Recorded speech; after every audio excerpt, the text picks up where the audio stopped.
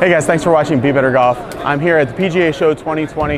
One of the main products that I wanted to come see, you guys know that I love training aids, and one of the main things I wanted to come see, because of the before and afters. The before and afters that you see people do with this impact press are amazing. So this is it, a training aid called the impact press. This is the inventor, Bill, who's a PGA pro as well, right? Yes, sir. Tell us about it. Yeah, so it's very simple. It's a reactionary aid that's going to help a golfer start to move their body and club differently in space. So we have two indicators. We have a red line on the hosel, and then we have a green line on the top line. At address, what we do, red indicator points towards the center of the sternum, so the club face is going to be in what would be a pretty closed club position there. And then the goal of the golfer is to get the green indicator at impact to point at what the target would be. So they're going to start to move body and club differently, so they get into shaft lean, all those good things that golfers are looking to do. So address. So at address, we got the red pointed where? Right towards the center of the sternum or the body. Mm-hmm. Yep. And then, so to you right now, the green looks totally shut. Yes. Okay. Correct. Good. And then the goal of the golfer would be to move the club and the body in a way that's going to be providing torque caliber impact positions. So It's pretty cool. We've used it with golfers, all ages, all abilities, juniors, new golfers, senior golfers, even mini tour players, and it does a fantastic job of improving how they dynamically move the club. All right, so here's my question with a lot of training aids and stuff.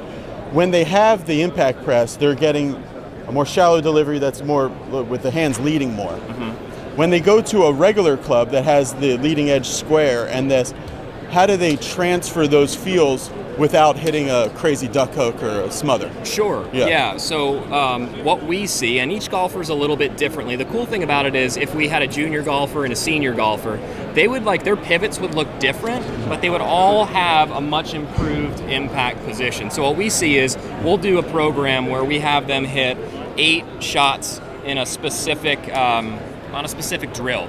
Right, we have an off-the-ball drill. We have 2 of them actually. So just kind of demonstrate right here, like what you would do if we were in a hitting spot. We do, right? Yeah. So off the ball is just going from pretty much address to impact, right? Just kind of doing some of those movements. Yep. And then we can also go shaft parallel to the ground also, just kind of doing that to get a good feel. And you'll really start to feel how you're turning and tilting and your forearms and wrists and hands are all starting to work very differently. Yeah. After we do the off the ball, we then do what we call shaft parallel to club head down. So you're hitting balls at 20 or 30 yards, getting a good feel for how to properly use the club in your head body. Down, so it's still pointed down in the ground. Correct, opposed to the average golfer is kind of backing up, flipping, and the club head goes up towards the sky. Right. So this would be more club head down there. So like that. Yeah. So that's kind of the progression. That's the progression. Then after that, it would be lead arm parallel to shaft parallel, and the ball's going, maybe 70 to 80 yards now. And then finally, they can get into a full swing. So it's a progression, off the ball, small swings, medium swings, and then bigger swings. And then where in that progression is then now doing it with do you then get them to turn the face where it's not shut? So we'll do like I said, 8 because the release pattern seems like it would be different. If the face is shut, you're holding, and if the face is square, you could either hold or release, or you have more options. So correct. So what we see is we'll do 8 of one of those drills, and then we'll have them hit 4 with their own club, right? So you're doubling what you're doing with drills in this. And what we see is the golfers using their bodies a lot differently. So really, this is an exercise or a drill, or I should say training aid, that forces a golfer to change a motor pattern, right? So it's more of how kind of the body is working, the orientation of the hands and forearms and things like that. And then once they get their club, they start moving differently, allowing for more shaft lean, better low point control, better face control, all those things. Yeah, with a lot of training aids, what I always talk about, it's it's not magic. It's if it works, it's because it's giving you a better knowledge of what you should do. So you really still have to do the work of saying okay, what was I doing? How did I feel when I was doing that? Because that should be, it's kind of your guide for it. So more of a guidance thing than an actual a magic pill or something. You're not going to do it 1,000 times and it's going to get in. You have to transfer it over to a regular club. a lot of these things. The cool thing is about the impact press is it's very reactionary, just based on the design. You just give them, the basic awareness of how to set up and how to move, and within like 2 to 4 swings, like they're starting to move completely different. Right. Which is really cool because it's easier, and you're not going to be busy up here. Because when we're trying to make a change and we get very busy up here, it gets a lot more difficult and more challenging. You designed this as like a whole club. Yeah. So that it's not just a club with paint on it.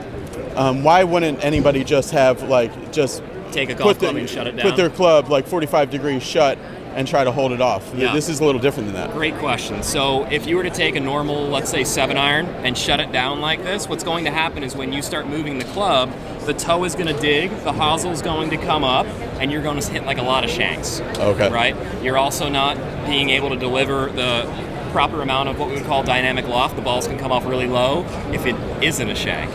So really, the sole of a regular golf club isn't meant to go from this shut to square position. Right. It doesn't interact with the turf well at all. So we had to kind of redo our sole, bounce, lie angle, all those things to allow for this to actually work, going from the shut to square position. Something I'd be really interested to test and see if you've done is, have you had a golfer where they hit this doing the drill, right? Mm-hmm. The getting their hands forward, and then had them hit it without doing the drill, and compared the two. So let's say they were both 70-mile-an-hour club head speeds, and then what would be the distance difference, or maybe the smash factor difference between just hitting it with an impact at 70 miles an hour like that, or hitting it at 70 miles an hour like that? That's a great question. Yeah. So everything that I do when I'm training, I have a radar behind me. I have TrackMan, so it gives me a lot of numbers, right? Yeah. And what we see is golfers start to improve low point, so golf ball first, ground second.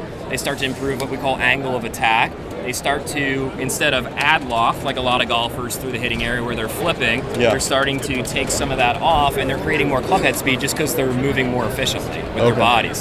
So it's pretty cool to be able to kind of see where they started and then what they do after they use our unit based on some radar numbers. And is it sticky, as far as like if you use this, does it stick into your regular clubs if you use this the right way? For sure, 100%. Okay. Like, and again, it works quickly, and then it's up to obviously the student to be able to continue to use this correctly when he's not on my lesson tee or whatever it might be. But we have like a protocol or a training program on our website that players can follow, and if they follow that, for sure can stick and get golfers way better.